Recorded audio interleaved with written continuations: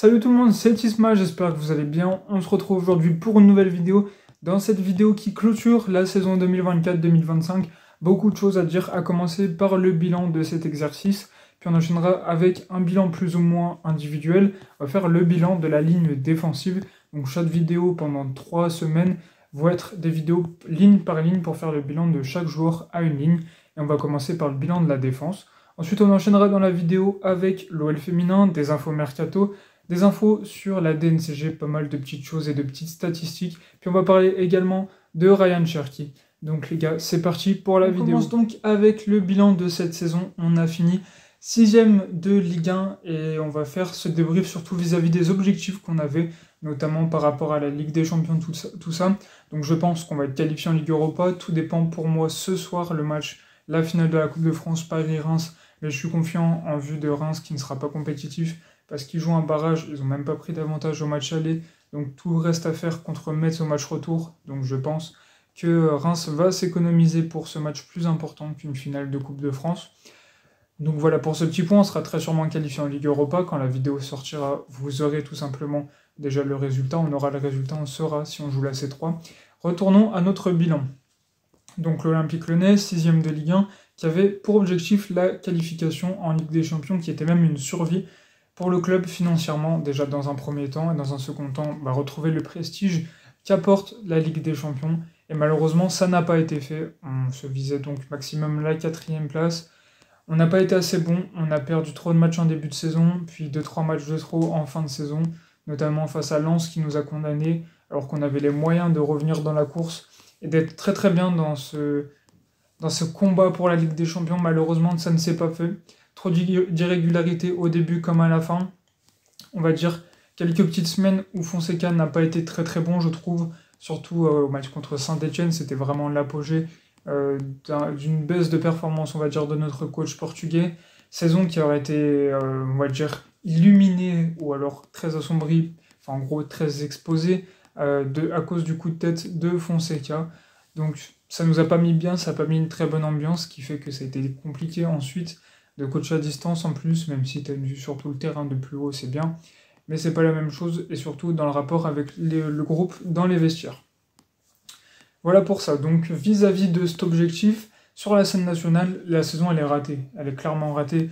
De base, on n'est pas qualifié en Ligue Europa, pour vous le dire, on est qualifié en Conference League, championnat qui, pour les barrages de Conference League, de championnat européen qui n'est pas très très excitant, on va pas se mentir, et qui ici en plus on fait les barrages, je vous dis pas la galère pour la saison qui suit, et c'est toujours très compliqué de commencer une saison si tôt, et on finit souvent très mal. On pense à Lille, je crois, qui a fait les barrages cette saison, non, c'est pas Lille, il y a un club qui a fait les barrages qui a mal fini en deuxième partie de saison, c'est peut-être Lille, je sais plus exactement, mais bref, voilà pour ça. Donc sur le plan national, clairement c'est loupé parce que l'objectif de la saison, le plus gros, c'était de retrouver la Ligue des Champions.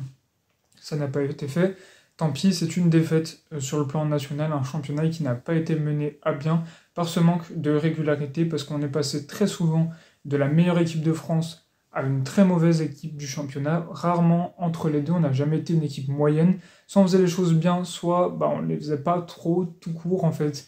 C'était assez compliqué, donc ce qui nous a fait louper des points faciles, contre Nantes en début de saison, voilà, ces petits points contre des petites équipes qui sont clairement atteignables, mais malheureusement, on les récupère pas, et ce qui fait que justement, on perd cette course à la Ligue des Champions. On a d'ailleurs 11 défaites, c'est trop pour un club qui a ce genre d'objectif.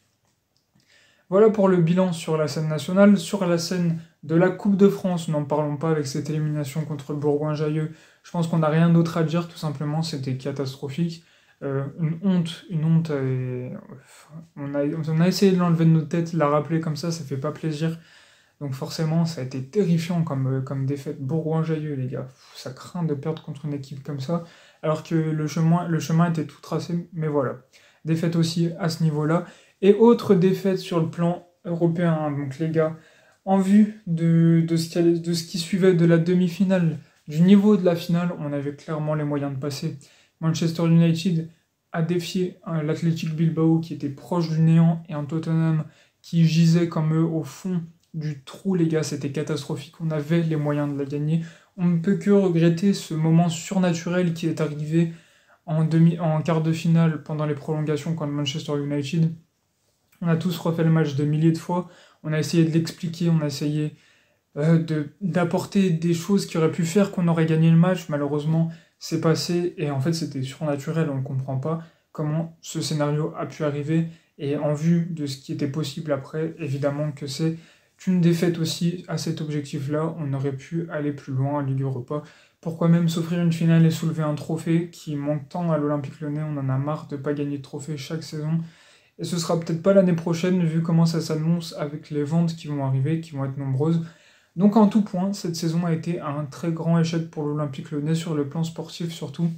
Donc ça a été très compliqué autant au niveau européen qu'au niveau français national, donc forcément ça rend pas très bien, ce qui fait qu'on va devoir beaucoup vendre, et encore si on est maintenu en Ligue 1, on va y revenir juste après avec la DNCG. Voilà pour mon petit bilan, dites-moi ce que vous avez pensé de cette saison en commentaire. On passe au bilan de la défense. Alors la défense et Lucas Perry, les gars. Alors donc je vous l'ai dit, chaque semaine on va analyser une ligne et on va commencer par les défenseurs. Alors évidemment je vais pas noter on va dire Barisic ou encore Omari qui n'ont pas joué de la saison mais qui ont été là quoi une ou deux fois. Voilà, donc dans les cages on va prendre seulement Lucas Perry, Rémi Descamps a assuré l'intérim quand il fallait, mais pas de là à analyser non plus sa campagne 2024-2025. Lucas Perry, très bon gardien, on va dire que certains en Ligue 1 ne l'attendaient pas, mais il a répondu toujours présent avec des arrêts décisifs qui nous ont sauvé des points, très très bon au pied, il permet de créer du danger vers l'avant, chose qu'il a un peu moins fait en deuxième partie de saison. En tout cas, il était très très bon dans ce secteur-là. Le pied, c'est tellement important pour les gardiens modernes, et sur sa ligne, il était toujours aussi bon. Alors, toujours un peu de marge de progression, il va progresser, et il va tout simplement s'imprégner de l'Olympique Lyonnais. Et donc, félicitations à lui, parce que prendre le flambeau après Anthony Lopez, c'est pas simple, mais il a fait une très très bonne saison. En défense, donc, on va commencer par les latéraux droits, et à commencer par Ainsley Maitland-Niles. Bonne saison, je trouve, plutôt pas mal globalement. Il a apporté beaucoup de soutien offensivement, il a été très bon techniquement, on l'a vu souvent faire la différence en 1 contre 1. Très bon aussi dans l'état d'esprit, il fait plaisir, c'est un joueur qui fait plaisir à regarder, et qui a été une bonne surprise, cette saison en tout cas. Donc on peut le remercier parce qu'il a fait une très belle saison. À l'image aussi de Salih Koumbedji dans les moments où il a joué. Il a peu joué, mais quand il a joué, il n'a pas été si mauvais que ça. Toujours sa fougue du jeune défenseur. Pareil, ses assauts récurrents vers l'attaque, ça font du bien.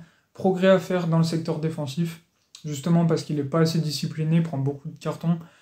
Donc il faut qu'il se recalme un petit peu, mais c'est la fougue de la jeunesse, il manque un peu d'expérience. Donc il pourrait être meilleur et plus incisif dans ses duels. Mais en tout cas, très bon apport offensif et bon défenseur, je pense, pour le futur. En défense centrale, on va analyser donc 3 défenseurs. Alors à commencer par Clinton Mata. Mata, une sérénité absolue dans ce joueur. Tant par la personne que par le joueur. Tous ces duels sont très très bien gérés. La gestion de la profondeur, toujours bien fait. Puis pareil, remonter le ballon, que ce soit au pied ou en faisant une passe, il assure. Franchement, il fait des différences de partout. Le meilleur défenseur de la saison avec Tagliafico pour moi.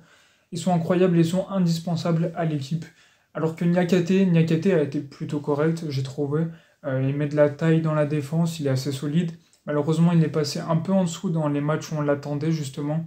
Pour une somme d'argent de 30 millions d'euros quasiment. Ça peut faire grincer les dents un petit peu, c'est normal, mais il a du progrès à faire. Il n'est pas mauvais, franchement, il n'est pas mauvais.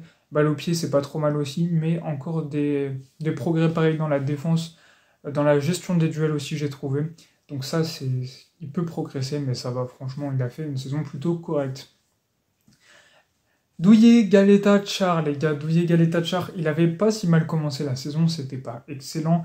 Lors des premiers mois, on va dire août, septembre, octobre, ça allait. Enfin, encore août-septembre, on va s'arrêter là. Ensuite, ça a été difficile. Crise de confiance, perte de duel, il cause des buts. Au pied, c'était très très mauvais, il n'y avait que des déchets techniques. Donc c'était plus compliqué, c'est vrai, et c'est pour ça qu'il a été relégué sur le banc. Je pense qu'il faudrait le relancer dans un autre club, un club de milieu de tableau de Ligue 1, pourquoi pas, ça peut être pas mal pour lui, je pense que c'est adapté. Donc c'est un mec qui peut rendre des services, mais plutôt mauvais cette saison. Techniquement comme aussi défensivement d'ailleurs. Nos latéraux gauche, Abner et Tagliafico, on va commencer par Abner. Pareil, comme un peu Koumbedji, la fougue de la jeunesse, des progrès à faire en défense, en gestion de profondeur, surtout j'ai remarqué pour Amner, ce qui a pu causer certains buts notamment et certaines actions et occasions. Mais offensivement, toujours de la présence. Je crois qu'il a joué 26 matchs, il me semble, pour 2 buts et une passe décisive. C'est pas mal pour un latéral. Toujours présent dans les bons coups offensivement, c'est plutôt pas mal. Et dernier défenseur, Nicolas Tagliafico, avec Mata, les 2 meilleurs défenseurs de la saison. Tagliafico, un des meilleurs joueurs de l'effectif. Une grinta exceptionnelle, des duels toujours très bien gérés. Patron en défense, patron en attaque, que dire, il a été très très bon partout. C'est dommage qu'il risque de partir cet été parce que c'est un joueur qui fait du bien à l'Olympique Lyonnais. Il en faudrait plus des comme lui. Mais en tout cas, on le remercie pour cette saison qui a été très à la hauteur. Voilà pour le bilan de la saison. Faites-moi aussi votre bilan de la défense. Et nous, on va passer à la DNCG ou à le féminin, Mercato et tout ce qui suit. C'est parti. Alors la DNCG, les gars, donc le président de cet organisme a décrété qu'il risquait d'y avoir plusieurs rétrogradations. Non pas 6 ou 7, faut pas exagérer, mais que plusieurs clubs étaient susceptibles de descendre, surtout ceux qui ne sont pas qualifiés en Coupe d'Europe lors de ces 3 dernières années. Donc l'OL n'est pas inquiété par ça, mais l'OL est quand même inquiété de la rétrogradation provisoire qui a été décrétée en décembre-janvier dernier. Donc il faudra se méfier, il faudra que Textor trouve les moyens de remettre de l'argent, mais la tendance actuelle, du moins les rumeurs qui circulent, sont que l'OL ne devrait pas être relégué. De toute façon, toujours quelqu'un mettra de l'argent parce qu'un club comme Lyon ne peut pas être relégué. Ce serait trop de perte d'argent pour les investisseurs qui ne laisseraient pas faire. Et donc Arès saisirait Eagle pour mettre de l'argent. Donc il y aurait forcément une solution. Normalement, je ne dis pas non plus qu'on va se maintenir parce que normalement, il n'y a pas eu beaucoup de choses normales qui sont passées à l'Olympique Lyonnais. Donc normalement, on va l'écarter quand même un petit peu. Donc ça, c'est rassurant au niveau de la DNCG et ça fait plaisir à entendre. Au niveau de Ryan Cherki, on va faire un dossier entier sur Ryan Cherki dans cette vidéo. Félicitations à lui, il a été appelé en équipe de France. Enfin les gars, il s'est mérité. Depuis le temps qu'on attendait ça, qu'il a été performant toute la saison. On a vu Doué être pris à un moment où Cherki le méritait également. Donc tant mieux, enfin notre pépite, qui est encore à l'Olympique Lyonnais, est prise en équipe de France. Et ça fait que plaisir. C'est tellement mérité et heureusement que c'est pendant qu'il joue à Lyon. Ça aurait été dommage de le voir en EDF seulement après. Donc ça nous permet d'introduire le sujet Cherki par cette belle victoire qui était tant attendue pour nos Lyonnais. On a hâte de le voir contre l'Espagne briller, en tout cas on l'espère. Donc on suivra ça évidemment avec beaucoup d'attention. Donc Kaloulou aussi d'ailleurs, ancien joueur de l'OL formé au club, est présent en équipe de France pour la première fois, si je dis pas de bêtises. Oui, c'est la première fois.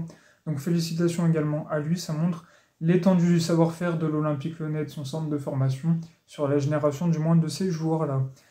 Voilà pour ça, donc on continue sur Cherki. Cherki, les gars, vous le savez, meilleur jeune de la Ligue Europa. Il a été élu il y a 2-3 jours, je crois, meilleur jeune. Il est dans le 11 type de la compétition. C'est mérité, il a été très décisif, beaucoup de passes D, beaucoup de buts. Je crois qu'il est deuxième joueur le plus décisif en additionnant du coup goal et assist. Donc félicitations à lui, c'est mérité également. Donc on peut être aussi que fier et malheureusement il va partir et il va intéresser beaucoup de clubs. On va voir à quel montant il va s'en aller. Donc on suivra également ça avec beaucoup d'intention. Petit dossier Pierre Sage, les gars, beaucoup de clubs de Ligue 1 vont faire la valse des entraîneurs. Ça a commencé avec Comboiré, Will Steele qui vont devoir pour diverses raisons laisser leur siège. Donc Reims, Lens, Nantes, Lille sont des clubs susceptibles, même Rennes, Abibé n'est pas sûr de rester, sont des clubs qui sont susceptibles d'être intéressés et d'intéresser Pierre Sage. Donc on suivra également où est-ce qu'il va signer cette figure miraculeuse de notre sauveur, un mec divin qui a fait de la saison dernière un miracle. On a envie de voir où il va rebondir et si c'est en Ligue 1, c'est bien, même si c'est dommage que ce soit dans un autre club français que Lyon. Si c'est en Ligue 1, ça reste quand même bien parce qu'on va pouvoir l'affronter et du coup lui rendre certains hommages au Groupama Stadium. Voilà pour ça, et on va enchaîner notamment avec l'OL féminin et du Mercato, les gars. On commence donc cette ultime partie de la vidéo avec le Mercato. Un jeune lyonnais de l'académie qui s'appelle Bambalou, jeune latéral de 17 ans, va signer son premier contrat pro à la Juventus. C'est pas un talent comme Cherki l'a été, comme Molébé, Gomes Rodriguez le sont, mais ça reste un joueur qui aurait pu pourquoi pas percer, on ne sait pas. En tout cas, il va peut-être nous faire une Kaloulou, on ne sait pas, on lui souhaite en tout cas d'aller en équipe de France dans quelques années. Donc bon courage à lui, Outre-Alpes. Autre info mercato très importante, celle de Malik Fofana sur les tablettes de Liverpool, les gars. Donc vous le savez, il y avait Arsenal, maintenant c'est Liverpool, champion d'Angleterre, en titre pour l'année prochaine, comme ils l'ont gagné cet été tout simplement, enfin cet été, la semaine dernière on va dire. Donc ils vont faire un gros recrutement, on parle déjà de Wirtz à hauteur de 150 millions d'euros quasiment, ça c'est pas mal, et on espère qu'il leur reste un petit peu d'argent, un peu d'argent pour Fofana. Une offre de 20 millions d'euros a été bien évidemment refusée, on en attend plus, on parlait de 50 millions d'euros avec Arsenal, à voir, on verra comment ça se passe, mais en tout cas si Fofana part, déjà c'est dommage pour son talent, mais il faudra que ce soit un très gros chèque, parce que le talent s'achète à prix d'or en ce moment dans le foot. Même si pour le club français et pour Lyon en général, ça reste autre chose évidemment. On va parler maintenant de l'OL féminin qui s'est complètement désolidarisé de l'Olympique Lyonnais masculin. Vous l'avez vu, depuis que Michel Kang a racheté le club, tout a basculé. Et là, on a tourné une énorme page, on a fermé le livre pour en écrire un autre. On a changé tout d'abord de nom. Ça ne s'appelle plus l'Olympique Lyonnais féminin, mais l'OL Lyon. Lyon, LY pour la ville de Lyon. Alors le nom, je suis désolé les gars, hein, c'est complètement pété, je suis désolé, il est horrible. OL Lyon, c'est nul, franchement c'est nul, ça inspire rien. Il n'y a pas le prestige du mot olympique, divin, miraculeux qui est ce mot. OL Lyon, Lyon avec un Y, je trouve ce jeu de mots pas très très fou. C'est un nom de club de supporters, c'est pas un nom de club tout court, enfin je suis désolé. Ok, on garde, on va dire l'identité OL avec justement OL dans le nom, mais c'est pas très bien. Et puis le logo, vous allez le voir à l'écran, logo d'entreprise cotée en bourse, logo d'entreprise du CAC 40, je sais pas, mais pas logo d'un club de foot qui ne raconte que très peu d'histoire malgré tout. Ce logo qui n'a pas l'histoire de l'Olympique Lyonnais féminin même, qui a remporté tant de titres, tant de Ligue des Champions, qui était dans l'histoire du logo, bah là pas du tout. On tourne une page, on veut s'inscrire dans une autonomie, alors qu'on peut voir le foot féminin comme dans l'aspiration du foot masculin. Enfin, moi, je pense que ça aurait pu servir cette image de Olympique Lyonnais, qui est l'OL, OL Group, quoi, même si ça s'appelle plus comme ça. On va dire que s'ils étaient dans l'aspiration du foot masculin, il y aurait plus d'externalité positive, on va dire, pour ce club.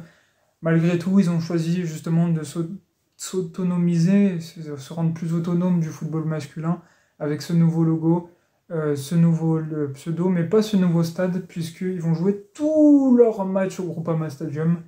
Tous leurs matchs, les gars. La première équipe féminine a joué dans un grand stade, on va dire. S'il n'y a pas d'inconvénient pour la pelouse, si on trouve le moyen d'avoir une pelouse correcte pour l'Olympique Lyonnais tous les week-ends, il n'y a pas de problème. Je ne sais pas s'ils avaient, on va dire, prévu le fait qu'on soit en Ligue 2 ou même pire, imaginons en National 2, pour que nous on joue au Groupama OL Training Center et elle au Groupama Stadium. En tout cas, j'espère pas, mais si le stade est opérationnel, pourquoi pas, je suis chaud, même si le stade va résonner plutôt vide. En tout cas, ça reste quand même bien de jouer dans un stade aussi bon, aussi beau que celui-ci. Donc écoutez, tant mieux pour elles. Et d'ailleurs, elles ont pour projet de construire un centre de performance totalement dédié à l'Olympique Lyonnais féminin. On espère que ce projet sera mené à bout parce que justement, il peut vraiment faire progresser l'équipe et reconquérir notamment la Ligue des Champions, ça serait bien. Voilà pour ça, dernière info d'ailleurs sur le Groupama Stadium. Avec 51 000 spectateurs en moyenne et un taux de remplissage de 88%, on est la deuxième affluence de Ligue 1 après le Vélodrome. Donc voilà, arrêtez de dire qu'il n'y a pas d'ambiance à Lyon. C'est totalement faux, le stade est toujours plein avec des chants magnifiques. Une ambiance toujours au rendez-vous, des tifos exceptionnels les gars.